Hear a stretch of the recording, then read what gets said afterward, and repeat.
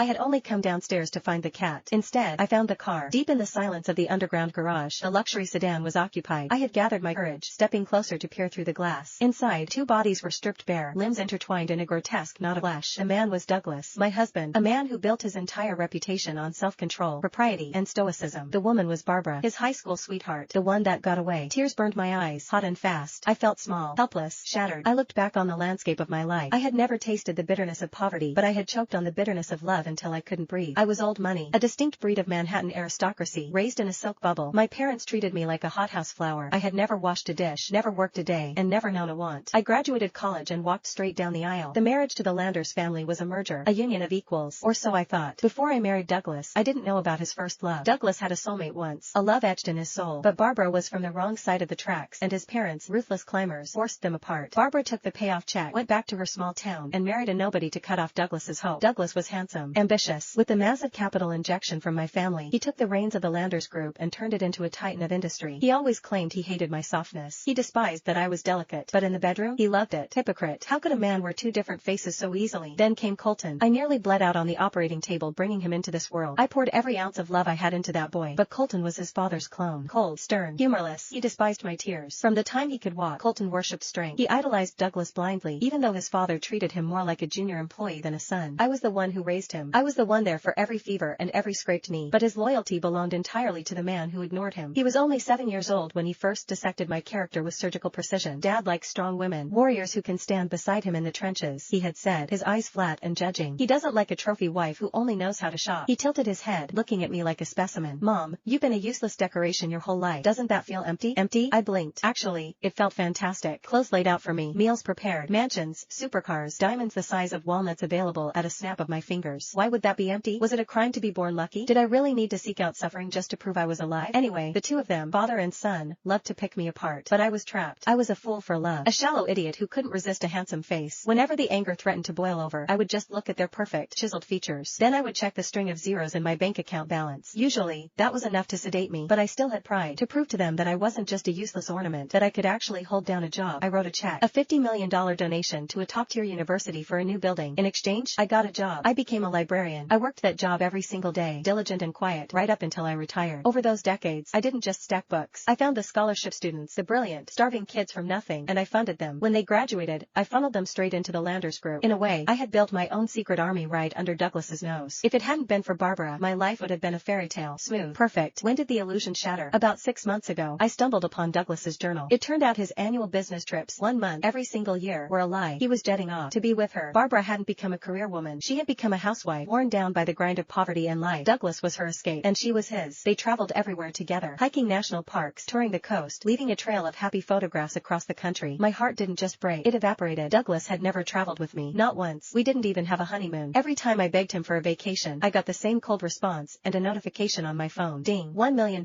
received. The company is drowning in work. Marcella, where would I find time to babysit you? I sent you the money. If you want to play, go play by yourself. So I wiped my tears. I flew around the world alone. I watched penguins in Antarctica. I chased the northern lights in Iceland. I sunbathed in Hawaii and bought out entire luxury boutiques. I met plenty of men, handsome men who wanted to take me to dinner, but I held the line. I looked, but I never touched. I was loyal. And what did my loyalty buy me? Betrayal. When I found out, I snapped. I confronted Douglas, screaming, demanding an explanation. His response? Another cold transfer of funds, and a gaslighting masterpiece. Barbara and I are just friends. Stop imagining things. Go buy yourself some new bags and calm down. I bought the bags, but the rage didn't die. I went to my son. I told Colton everything, expecting him to be furious on my behalf. Instead, he defended him. Mom, look at the world we live in. It is normal for a man like Dad to have a confidant. Why do you have to make this house a war zone? He looked at me with bored eyes. Dad introduced me to Aunt Barbara when I was 8. She's a genuinely good woman, gentle, kind. She isn't the type to wreck a home. My world came crashing down. Colton knew. My son had known about Barbara since he was a child. He had been helping his father hide her from me for 20 years. I had raised a viper. I broke down, sobbing uncontrollably. Colton, how can you say that? I am your mother. You are siding with his mistress? I couldn't breathe. Years ago, when your kidneys failed, I didn't care about the rest. I gave you my own kidney. Have you forgotten that? Colton's face went dark. His expression turned terrifying. What is that supposed to mean? You are holding a kidney over my head? He stepped forward, his voice low and dangerous. Fine. I'll rip it out and give it back to you. I'll give you my life back, okay? Would that finally satisfy you? After that fight, Colton turned to ice. I was done. I was shattered. I pulled out my phone and blocked his number. The memories tore through me like shrapnel. I slumped against the cold concrete of the garage wall, gasping for air. My chest heaved, every sob feeling like a fractured rib. I drowned in the misery of it for 30 minutes, a mess of expensive mascara and grief. Then, the silence hit me. It was too quiet. I froze. froze, wiping a smudge of black tear streak from my cheek. Why hadn't they moved? I knew they were older, and maybe an afternoon delight took a toll on the stamina.